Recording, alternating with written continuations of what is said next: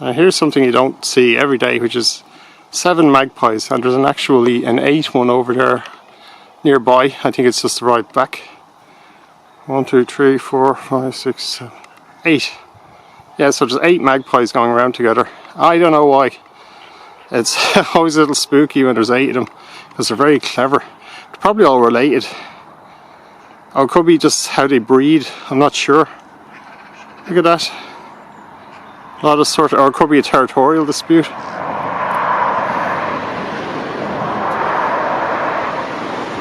No, it's definitely 8. There's definitely 8 of them. But look at that, what's going on there? 1, 2, 3, 4, 5, 6, 7, 8. Yeah, they're having some sort of...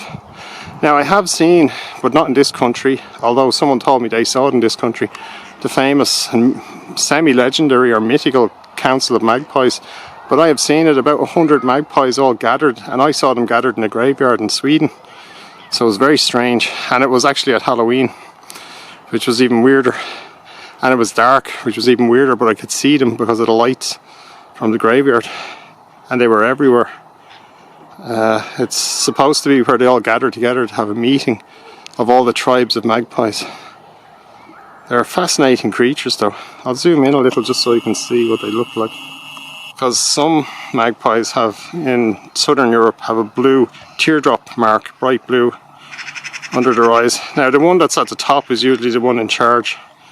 It seems to work like that with crows and sparrows. Could be wrong now. Magpies are different, of course. Fascinating birds though.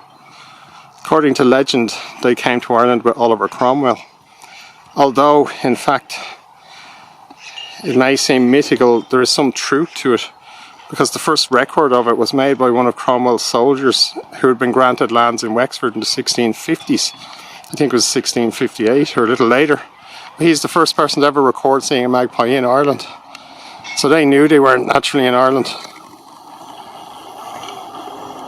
Of course, magpies are scavengers, and scavengers always follow armies, so it's possible they flew over following Cromwell's ships.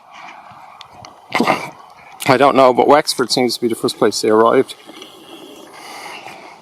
Although Cromwell didn't arrive in Wexford first, he arrived, I think, further north and marched south, and then attacked Wexford eventually, coming down the coast from the north. Whereas the Normans invaded Ireland through Wexford.